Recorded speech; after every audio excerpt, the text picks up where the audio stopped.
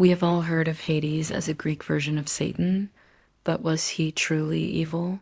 Or were we just sold that story? Welcome to your horror podcast. Here, you will not only hear real stories that will make your blood run cold, but you will also learn and expand your English vocabulary. Remember that you can enjoy this tale with your headphones on or while doing your chores. Get comfortable and enjoy the story. Hades was not the bad guy of the movie. He was simply the most efficient and severe bureaucrat of Olympus. After defeating their father, Cronus, the three male brothers, Zeus, Poseidon, and Hades, divided the world by lot. Zeus kept the sky, Poseidon the seas. Hades received the underworld. Contrary to what we see in the movies, Hades was not angry about this. He accepted his kingdom with total professionalism. While Zeus was going from one romantic mess to another, Hades stayed at his post, ensuring that no one left the realm of the dead. Hades is not actually the god of death. That is a very common mistake. Hades is the king of the dead, but not death itself. Death is an act. The process of dying was the responsibility of Thanatos. Hades was the administrator. His job was to maintain balance and judge souls. The most famous story of Hades is the abduction of Persephone. In the ancient version, Hades falls in love with her and, with Zeus's permission, but without that of Demeter, the mother, takes her to the underworld. Although we see it today as a kidnapping, in Greek mythology, Hades is one of the few gods who is monogamous and faithful. Unlike his brothers, who had hundreds of lovers, Hades respected his queen. In fact, Persephone came to have immense power in the underworld, sometimes being more feared than Hades himself.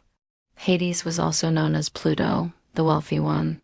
He was associated with all the riches that come from the earth, gold, silver, and harvests. His symbol, it is not a trident, but the helmet of invisibility, the kidney, which allowed him to move without being seen. His personality, he was just but implacable. He was not cruel for pleasure. He simply did not allow anyone to break the laws of nature. The ancient Greeks did not even dare to pronounce his name for fear of attracting his attention.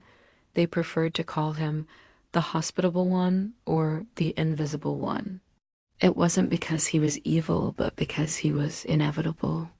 Hades represents the final destiny from which no one escapes. Fun fact, his dog, Cerberus, was not just a monster. He was the guardian who prevented the living from entering and, above all, the dead from leaving. Hades loved order above all else. Before reaching Hades, the soul had to cross the river Styx, or the Acheron. Here appeared Charon, the ferryman. The cost, 1 obol, a coin. This is why the Greeks buried their dead with a coin under the tongue. No money, no trip. If you didn't have the coin, you wandered the shore as a ghost for 100 years. This shows that, for the Greeks, Hades was the realm of order and rules. Once the soul crossed and passed by Cerberus, who only let people in, it reached the Asphodel Meadows. There, Hades did not wait for you directly, but rather a tribunal composed of 3 demigods famous for their integrity in life. Minos, he held the deciding vote. Rhadamanthus judged souls coming from the east. Aeacus judged souls coming from the west, Europe. They reviewed your actions. They were not looking for sins in the Christian sense, but rather whether you had been a balanced, heroic, or truly wicked person. The 3 sentences, the final destiny, depending on the verdict. The soul was sent to one of these 3 zones: the Elysian Fields, paradise, reserved for heroes, the virtuous, and those with divine blood. It was a place of eternal sun and music. The Asphodel Fields, the place for ordinary people. If you were neither a saint nor a villain, you ended up here. It was a mediocre, monotonous existence without memories, where souls wandered like gray shadows. Tartarus, the equivalent of hell, but more like a maximum security prison. Here ended those who had directly offended the gods, like Sisyphus or Tantalus. Hades did not enjoy torturing them.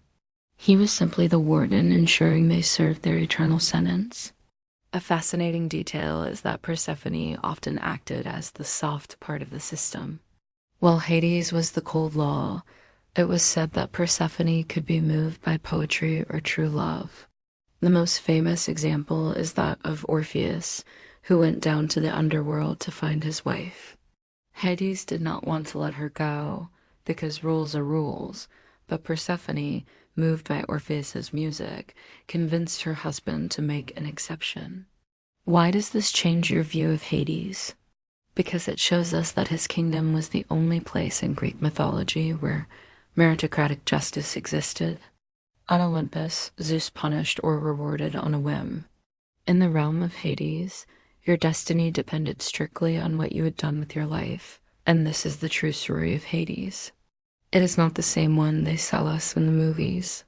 Thank you very much for listening to a new story. I hope you liked it. Don't forget to subscribe and leave a like. See you in the next episode. Good night.